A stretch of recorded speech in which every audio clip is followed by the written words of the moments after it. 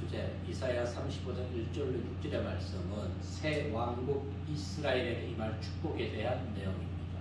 바뀌어야 바꾸자 합니다. 정신력이 아무리 강하고 의지력이 강하고 자존감이 강한 사람이라 할지라도 지속적으로 그에게 사사건건 핀잔을 하고 잘못했다고 얘기를 한다면 그 사람은 모든 하는 행동, 즉 매사에 주눅이 들어서 일을 하지 못하게 됩니다. 그래서 잘하는 것도 실수하게 되는 것이지요. 그러나 하나님 오늘 본문의 말씀에서 앞에서는 지속적으로 이사야 선지자를 통해 가지고 그동안 지은 죄로 인하여 멸망받을 것을 선포해 왔습니다. 이 같은 선지자의 선포에 모르긴 몰라도 이스라엘 백성들은 주눅이 들어 있었을 것입니다. 그런데 주눅이 들어있는 그들에게 하나님께서는 한 줄기 소망의 빛, 소망의 생명의 말씀을 부어주고 있는 것입니다. 즉 너희들이 무엇할 것이라? 광야 메마른 땅이 기뻐하며 사막이 백합화같이 피어 즐거워할 것이라는 말씀을 하여 주고 있는 것입니다. 오늘을 살아가는 우리 모두는 남대없는 바이러스로 인하여서 힘든 나날들을 보내고 있습니다. 경제는 무너졌습니다. 일생의 자유는 제한당하고 있습니다. 2중, 3중, 4중의 고초를 겪고 있습니다. 누가? 국민들이. 누가? 힘없는 백성들이. 그러나 이 암울한 시기는 반드시 지나갈 것입니다. 그렇기 때문에 우리는 너무 낭망해서도 안 될 것입니다. 항상 힘들고 어려운 가운데서도 의욕과 소망을 잃지 아니하며 하나님 말씀의 용기를 얻어서 언제나 일상을 기쁘고 즐거운 마음으로 살아가는 성도들 모두 되시기를 주님의 이름으로 축복드립니다. 첫 번째 우리에게 들려주신 말씀, 사막화 되어버린 인간의 심령이라는 것입니다. 1절 말씀 읽어보겠습니다. 시작. 광야와 메마른 땅에 기뻐하며 사막이 백합화같이 피어지고 하며. 우리가 1절 말씀에서 살펴볼 내용은 세 가지입니다. 광야, 메마른 땅, 그리고 사막입니다. 이것의 공통점이 무엇일까요? 척박하고 생명이 살지 아니한다는 것입니다. 무엇을 의미합니까? 하나님을 떠난 인간의 심령이 이와 같이 척박하고 생명 살지 않는 하나님의 영이 살지 않았기 때문에 그들의 마음이 사막화되어서 척박해서 그 어느 하나, 예를 들어서 주님의 사랑, 이웃 사랑 하나 나타내지 지금까지 못하고 있다는 것입니다. 그러나 그들이 거하는 환경이, 그들의 심령이 아무리 아까우고 선한 것이 전혀 없다 할지라도 하나님의 생명의 말씀이 흘러 들어가게 되면은 그들의 사막과 같은 죽어있는 영혼들이 사랑이 다 살아나게 되고 회복된다는 것입니다. 아멘. 오늘 그래서 우리는 세상에 더 예수님의 진리의 생명의 말씀을 전파하고 보내야 되는 것입니다. 흘려 넘쳐나게 해야 되는 것입니다. 에스겔 47장 9절 말씀에 보면은 시작. 이 강물이 이르는 곳마다 번성하는 모든 생물이 살고 또 고기가 힘이 많으니 이 물이 흘러 들어가고 바닷물이 되살아나고 이 강이 이르는 각지의 모든 것이 살 것이며. 아멘. 동물의 왕국을 보게 되면 우기와 건기, 거기 때는 어떻습니까? 강이 메마릅니다. 고기 한 마리 없어요. 근데 우기 때가 되면 어떻게 되나요? 어디에 있었든지, 어디에 숨어서 살아 있었는지 모르게 고기들이 파락거립니다. 우리 심령에 하나님의 생명의 비를 맞아야 되는 것입니다. 이 비를 맞지 않기 때문에 우리 심령은 메말라지고 앞에 보이는 것만, 짐승처럼 앞에 보이는 것만 찾아다니게 되는 것입니다. 언제 이와 같은 일이 일어나게 되는 것일까요? 2절 말씀에 보니까 이렇게 얘기했습니다. 시작. 무성하게 뛰어 기쁜 노래로 즐거워하며 레바논의 영광과 갈멜과 사론의 아름다움을 얻을 것이라. 그것들이 여호와의 영광 곧 우리 하나님의 아름다움을 보리로다. 여호와의 영광 곧 우리 하나님의 영광을 보리로다. 그것들 바로 무엇입니까? 광야, 메마른 땅, 사막화되어 있는 땅, 바로 무엇을 의미합니까? 죄로 말미암아 척박하여진 인간의 심령이 하나님의 생명의 말씀이 들어오게 된다면 모든 것이 되살아나게 된다는 것입니다. 왜? 우리는 하나님의 형상으로 지음받았습니다. 그분의 사랑으로. 오늘날 세상이 힘들어지고 사람들이 살아가기 힘든 것은 많은 자들이 하나님을 믿되 자신의 육신의 축복과 형통만을 위해서 믿는 것이지 정말로 낮은 자, 겸손한 자, 순종의 삶을 살기 위해서 하나님을 믿는 자들이, 예수님의 제자가 된 자들이 너무너무 적다는 것입니다.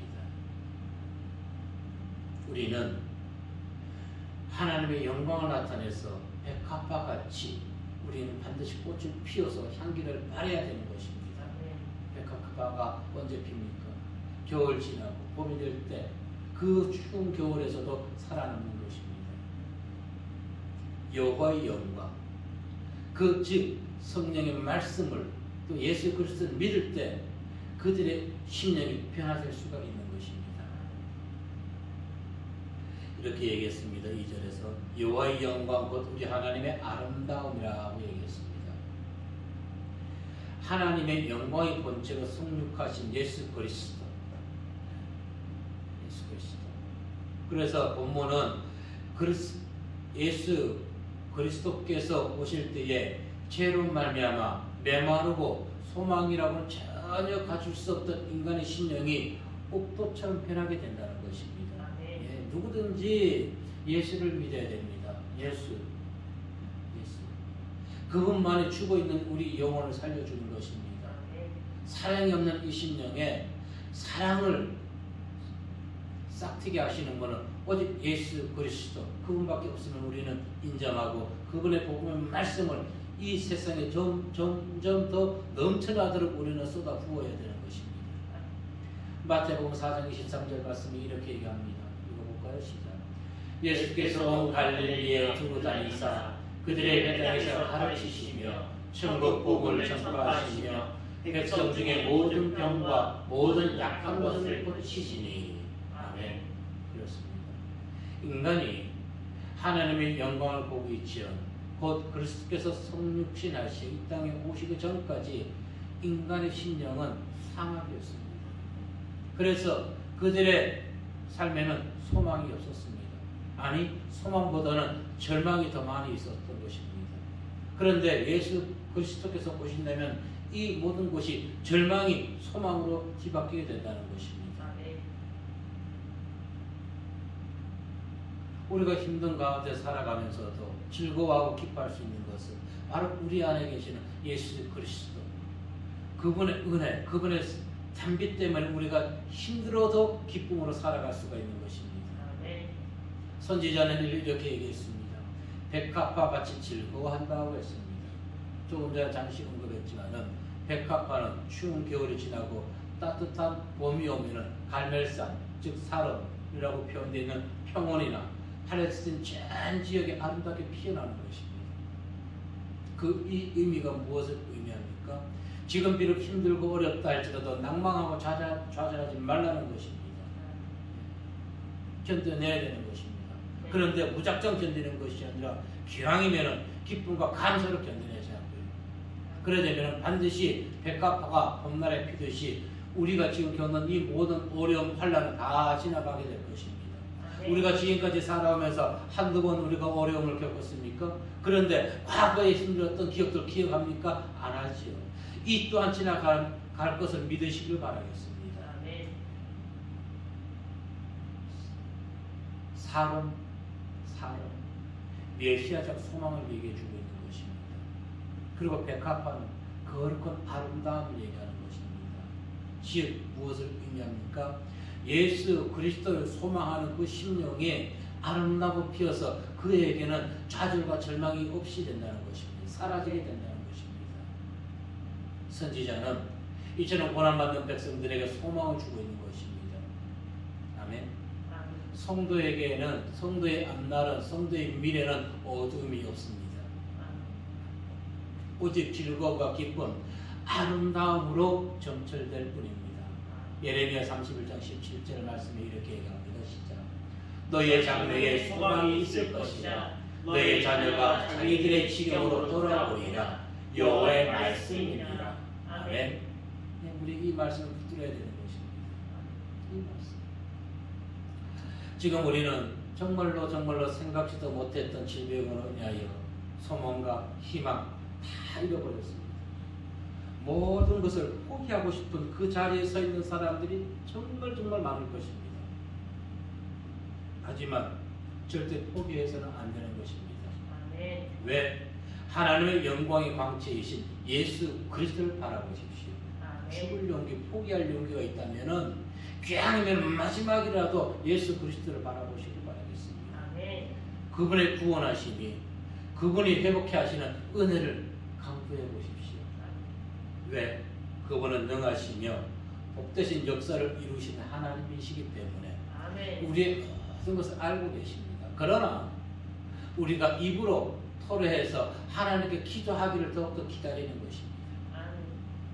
그리고 그 기도를 들어주시고 항상 우리를 축복된 것, 생명과 희망과 소망이 넘치는 미래를 주시고 또한 그 땅으로 인도해 주심을 믿으시기를 바라겠습니다.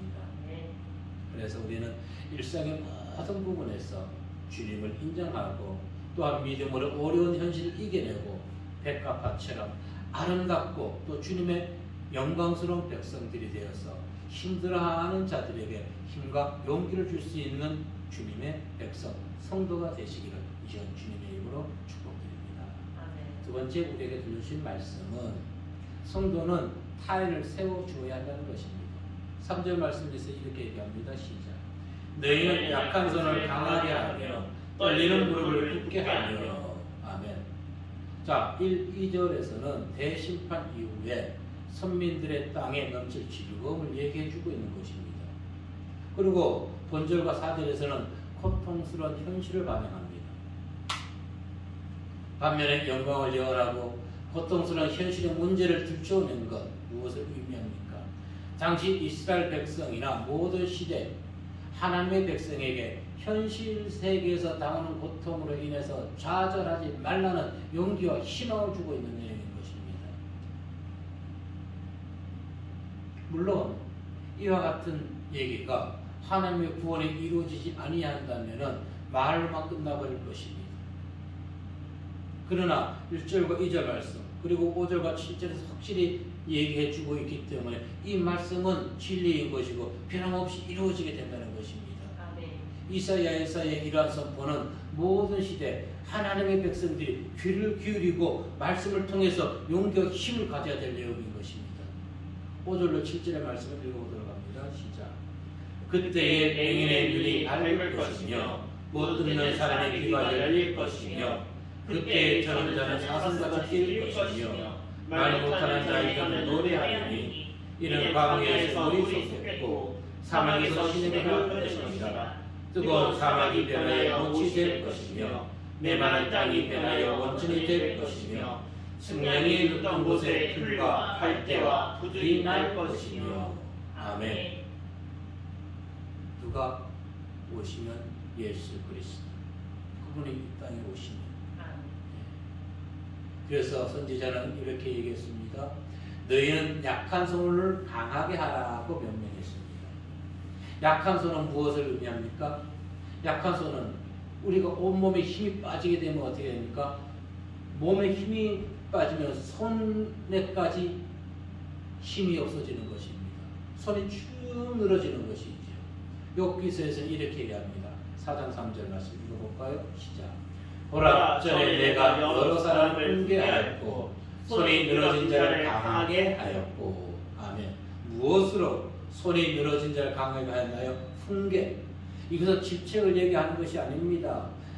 말씀을 통해서 그들에게 힘과 용기를 주는 것을 얘기하고 있는 것입니다. 무기력한 사람, 삶에 의욕이 없는 사람, 내 가게에 매출이 너무너무 적고 정말로 월세도 내지 못하는 입장에 있는 사람들이 얼마나 많이 있습니까? 그럼 교회는 그런 교회는 없을까요? 아니, 교회도 월세를 내는 교회들이 얼마나 많이 있을까요? 그들 모두가 어려울 것입니다. 모두가. 그래도 그들이 소망을 잃지 아니하고 기쁨과 감사로 복음을 들고 세상에 나아가는 것은 하나님을 믿는 그 믿음이 있기 때문에 하나님을 믿는 믿음 위에서 쓰러져서는 안 되는 것입니다. 아니 믿음이 있는 성도는 쓰러지지 아니합니다.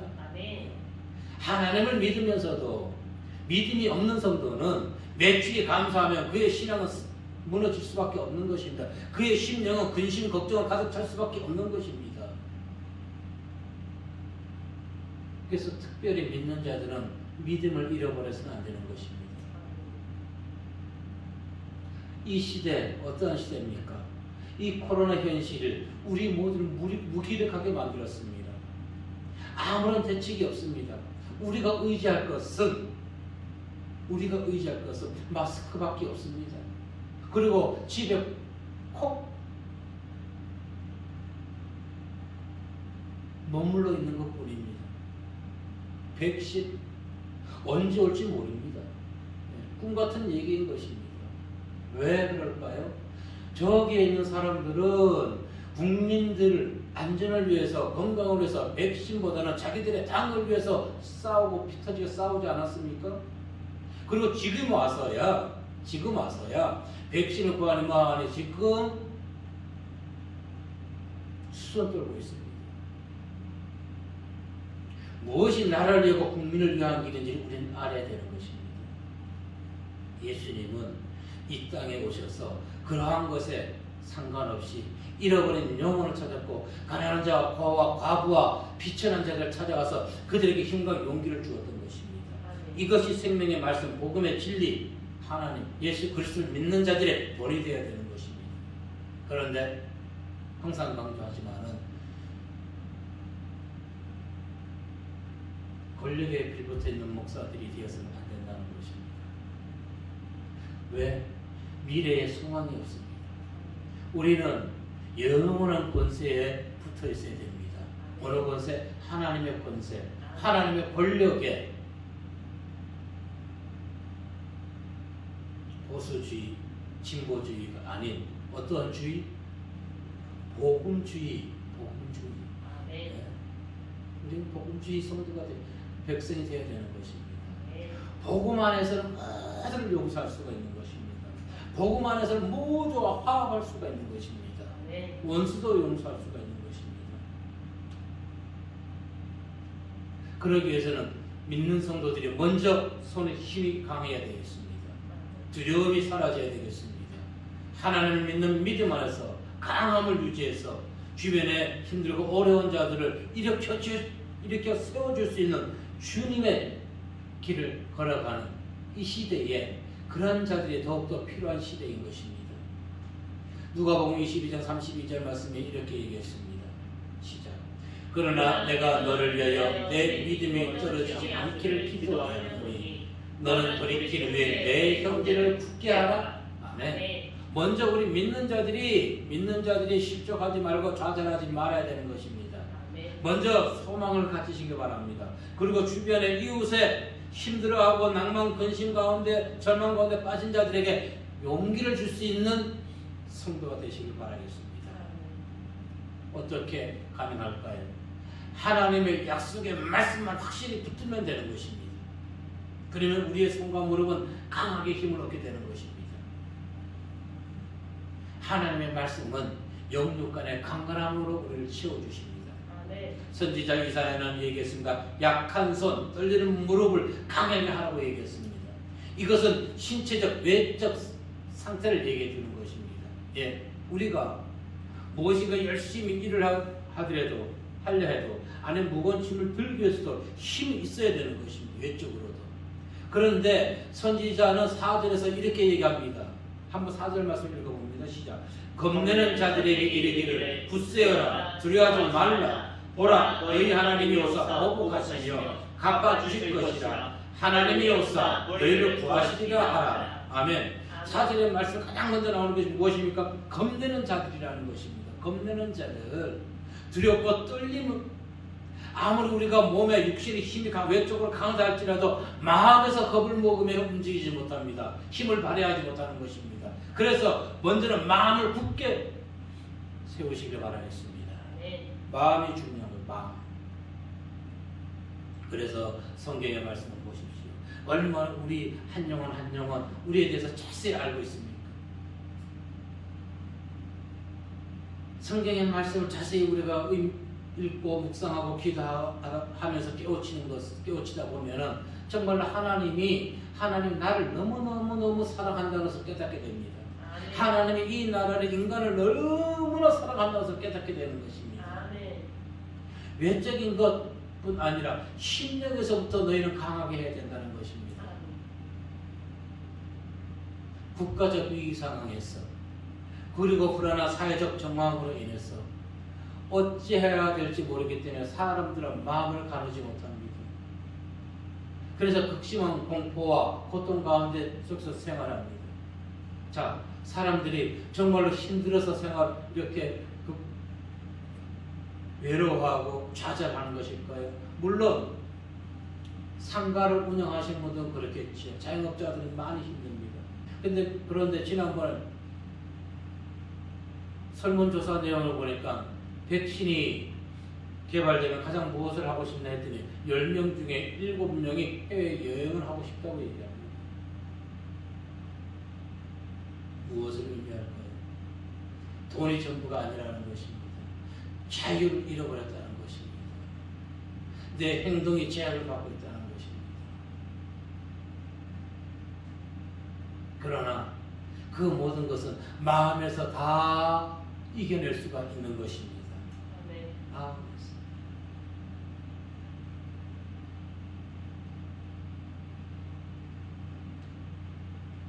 오늘날 사회의 흐름의 특징은 현실만을 생각합니다. 그러니까 현실만을 바라보니까 소망이 없는 것이죠. 소망이 없습니다. 그래서 미래에 대한 희망보다는 현실에 대한 절망에 빠져들어 버리는 것입니다. 그러나 선지자가 4절 초두에 얘기했듯이 마음에서 겁내는 자들, 마음에서 겁내지 말라는 것입니다. 신령을 강하게 하라는 것입니다. 마음을 굳세게 하는 것은 사람의 자의적 결단에 의해서 되어지는 것이 아닙니다. 내가 아무리 의지가 강하다 할지라도 내 스스로 되는 것이 아니라 하나님의 도우심이 반드시 있어야 되는 것입니다. 데살로니가전서 5장 14절 말씀에 보면은 시작. 또 형제들아 너희를 권면하노니 게으른 자들을 권계하며 마음이 약한 자들을 격려하고 힘이 없는 자들을 붙들어 주며 모든 사람에게 오래 참으라. 아멘. 이처럼 우리는 하나님의 말씀을 내 심령에서 배척하지 아니할 때, 또 진리의 말씀을 따라갈 때, 교회를 할지라도 타 종교도 구원에 있다고 얘기하는 우상 숭배에 빠져있는 거짓 선지자들의 그 말에 현혹되지 아니할 때, 참된 진리의 말씀만을 붙들고 있을 때 우리는 소망이 있는 것입니다. 좌절하지 아니합니다. 왜? 진리이신 하나님, 그 성령 하나님이 우리를 붙들어 주시기 때문에. 우리 대한민국 국민은 분명히 말씀하자 정말로 지혜롭고 훌륭한 국민입니다. 반드시 우리는 슬기롭고 지혜롭게 이 난국을 이겨낼 것입니다. 시편 기자는 이렇게 얘기했습니다. 당신을 의지하고 심지를 견고히 세우는 자는 평강의 평강으로 지킨다고 하였습니다. 시편 26편 3절 말씀에 보면은 시작. 주께서 심지가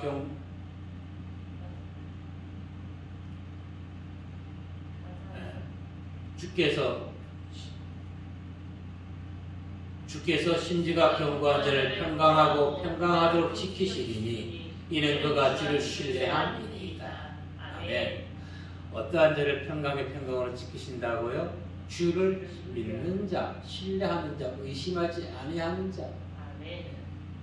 나 열심히 하나님을 믿는데 11조도 말해요, 헌금도 말하는데 왜 내 가게가 이렇게 힘듭니까? 낭만하지 마십시오. 시대적 흐름인 것입니다. 전쟁 이후 아마 지금의 현실이 가장 힘든 시기일 것입니다. 우리는 전쟁을 겪어보지 않았지만 그러나 IMF는 겪어봤습니다. IMF 때 힘들었다고 얘기합니다. 그런데 다 지났죠. 과연 힘들었나요? 아니요. 힘든 걸 모릅니다. 다 잊어버렸습니다. 그런데 사람들이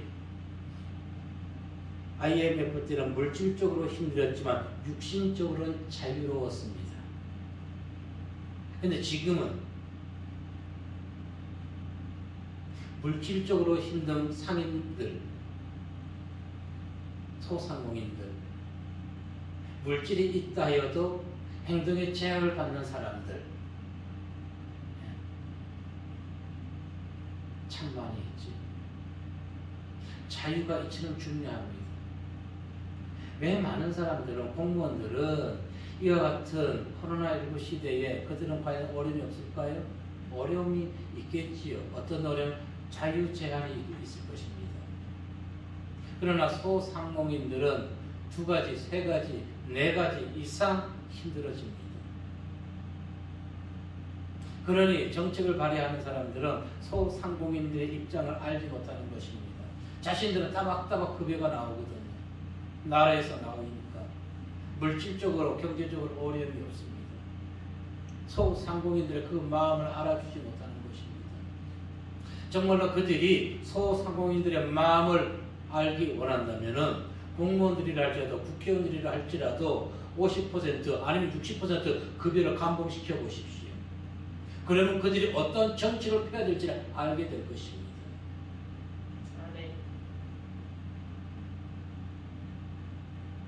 교회들, 월세도 못 내는 교회들. 그런데 대한적십자사에서는 이런 공문을 보냅니다. 적십자비 20만 원을 제출해달라고 치료 영수증을 보냅니다. 예, 큰 교회는 20만 원이 문제가 아니겠지요. 그러나 월세도 못 내는 교회들에게 20만 원 누가 정한 것인가요? 교회는 다 돈이 많은 것인가요? 이 나라가 이와 같이 흘러가고 있는 것이 과연 민주주의 국가인지. 그러나 하나님이, 주님이 이 땅에 오셔서 우리를 지도하시고 인도하신다면 모든 자에게 공평하게 인도하십니다. 마음 하나 상하지 아니하게 하실 것입니다. 그래서 우리는 무엇 해야 된다? 마음에서 그분을 잃어버려서는 안 되는 것입니다. 지금 이 시대에 마음에서까지 하나님을 우리가 잃어버린다면 우리는 살아갈 희망이 없는 것입니다. 하나님께 맡기십시오. 그분을 신뢰하십시오. 오늘날은 불의한 징계가 이루어집니다. 약육, 강식의 독식 정치들이 이루어집니다. 아나무인, 후한무치, 독불잡은 그 어떤 얘기를 다 갖다 붙인다 할지도 부족합니다. 그러나 그들로 해서 낭망하지 말자고요. 그들로 인해서, 현실로 인해서 낭망하는 것은 오히려 우리 심령에 도움이 되는 것이 없습니다. 우리 영혼의 건강을 해칠 뿐인 것입니다. 하나님을 신뢰하면서 하나님이 이 나라를 온전히 다스려 주실 것을 기도하십시오. 참된 지도자를 세워달라고. 오늘날 무슨 후임으로 이슬람 지상 세우고 추천하는 사람들 보십시오. 전부 다 권력으로 부정부패한 사람들이 얼마나 많이 있습니까? 그들이 이 나라의 지도자가 되어서는 안 되는 것입니다. 정말로 나보다 힘이 약한 사람이라 할지라도 세워줄 수 있는 사람, 용기 줄 수 있는 사람, 예수 그리스도를 완전히 믿는 그들이 이 나라를 다스려야 되는 것입니다. 십자가 뒤에 숨어서 허울 좋게 크리스찬이라고 하는 그들 말고 정말로 주님처럼 온몸 다해서 나라와 백성을 위해서 일할 수 있는 그들, 이 나라가 필요한 인재, 세계 모든 국가가 필요한 인재, 그와 같은 인재가 세상을 다스려야 되는 것입니다. 하나님 믿으면서 왜 마음이 상합니까? 왜 절망합니까? 소망 잃어버렸습니까? 아니요. 하나님 신뢰하십시오. 믿음 안에서 우리가 먼저 외적으로 강함을 가지시기 바라겠습니다.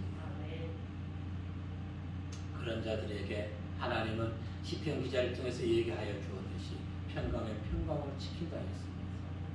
현재 우리가 이 시간 기도해야 될 것, 평상시 또 무시로 수시로 기도해야 될 것, 나라의 안녕을 위해서 하는 것입니다.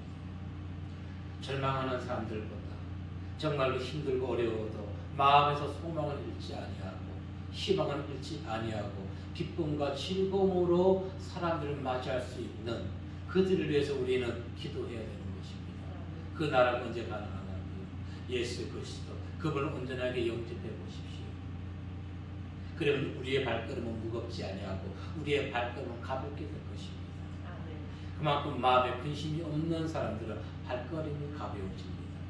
한 주간도 주님으로 인해서 주님을 신뢰함으로 마음에서 겁을 먹지 말고 언제나 우리 성도들 우리부터 강함을 갖고 주위에 절망하고 낭망하는 자들에게 힘과 용기를 줄 수 있는 새로운 힘찬 한 주가 되시기를 이 시간 주의 이름으로 축복합니다.